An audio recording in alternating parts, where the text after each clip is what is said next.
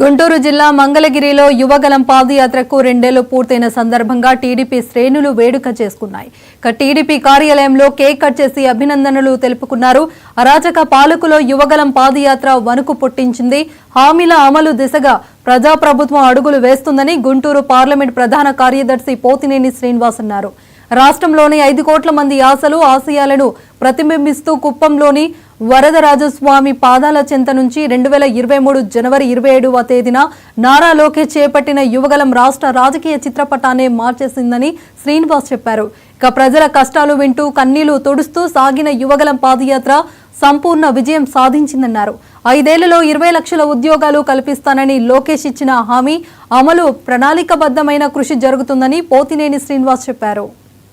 ప్రీతమ నేత నియోజకవర్గ రథసారథి ఐటీ విద్యాశాఖ మంత్రులు నారా లోకేష్ బాబు గారు మరి పాదయాత్రని ప్రారంభించి 2 సంవత్సరాలు పూర్తి చేసుకున్న సందర్భంగా ఈ రోజున ఆయన చేసినటువంటి వాగ్దానాలన్నింటినీ కూడా నెరవేరుస్తూ మరి పాదయాత్రలో ఇచ్చినటువంటి హామీలన్నింటినీ కూడా ఒక్కొక్కటి నెరవేర్చుకుంటూ ఈ కూటమి ప్రభుత్వం ద్వారా ప్రజలందరికీ కూడా వారి యొక్క కష్ట సుఖాలు ఏ విధంగా ఉన్నాయో ఆ రోజు పాదయాత్రలో తెలుసుకున్నవన్నీ కూడా మొదటి రోజు ఆయన ప్రారంభించినటువంటి కుప్పంలో ప్రారంభించిన పాదయాత్రలో రాష్ట్రం నుంచి అటు ఎంపీ రామ్మోహన్ నాయుడు గాని గౌతి శిరీషమ్మ గారు గాని వాళ్ళతో పాటు 10 మందిని ఎంపిక చేస్తే ఆ 10 మందిలో మంగళగిరి నుంచి నన్ను కూడా ఎంపిక చేసి ఆ రోజు ఆయనతో పాటు కలిసి నడిచేందుకు అవకాశం కల్పించినటువంటి గౌరవ ముఖ్యమంత్రి నారా చంద్రబాబు నాయుడు గారు అలాగే నారా లోకేష్ గారికి నా కృతజ్ఞతలు తెలియజేస్తూ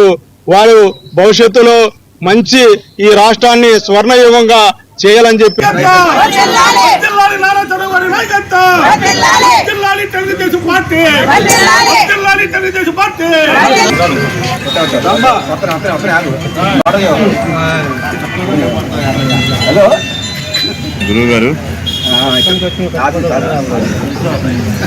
జగన్మోహన్ రెడ్డి ప్రభుత్వం పాదయాత్రకి అనేక అడ్డంకులు కలిగించడం కూడా మనందరం చూసాం. మైకులు లాక్కున్నారు, స్టూలు లాక్కున్నారు, పర్మిషన్లు ఇవ్వలేదు, పాదయాత్రకి దాడులు చేశారు, కేసులు పెట్టారు, నిర్బంధ కాండను కొనసాగించారు. అయినప్పటికీ కూడా నారా లోకేష్ బాబు గారు అవన్నీ ఎదుర్కొని తెలుగుదేశం పార్టీ అలాగే ఆంధ్రప్రదేశ్ ప్రజల భవిష్యత్తు కోసం తన పాదయాత్రని కొనసాగించడం మనందరం చూసాం.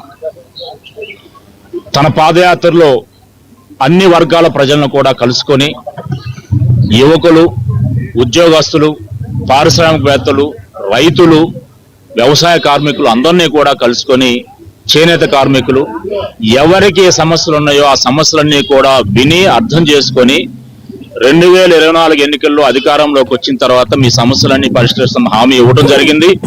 అలాగే అనేక నిర్బంధ కాండాలను ఎదుర్కొని ఆయన పాదయాత్రను కొనసాగించడం మనం ఒక మైలురాయిగా చెప్పుకోవాలి. 40వ దశకంలోకి నారా లోకేష్ బాబు గారు అడుగుపెట్టారు. ఆయన వయసు ఈ రోజున 2024 ఎన్నికల్లో Telugu Desam party, BJP party, Janasena party కలయికలో కూడా నారా లోకేష్ గారు ప్రధాన భూమిక పోషించడం మనందరికీ తెలుసు. నారా లోకేష్ గారి కృషితో కూటమి ప్రభుత్వం అత్యధిక స్థానాలను కైవసం చేసుకొని ఈ రోజు ఆంధ్రప్రదేశ్ కి మంచి రోజులు రావడం మనందరం చూస్తున్నాం. నారా లోకేష్ బాబు గారు అధికారంలోకి వచ్చిన తర్వాత కూటమి ప్రభుత్వం ఏదైతే హామీలు ఇచ్చినాయో ఆ హామీలన్నీ కూడా అమలుపరచడం కోసం ఈ రాష్ట్ర ఐటీ విద్యాశాఖ మార్చులుగా ఈ రాష్ట్రానికి అనేక ఐటీ కంపెనీలని, అనేక పారిశ్రామికవేత్తలను కూడా తీసుకొచ్చి పరిశ్రమ స్థాపించడానికి కృషి చేస్తున్నారు. అలాగే ఈ రోజున విద్యా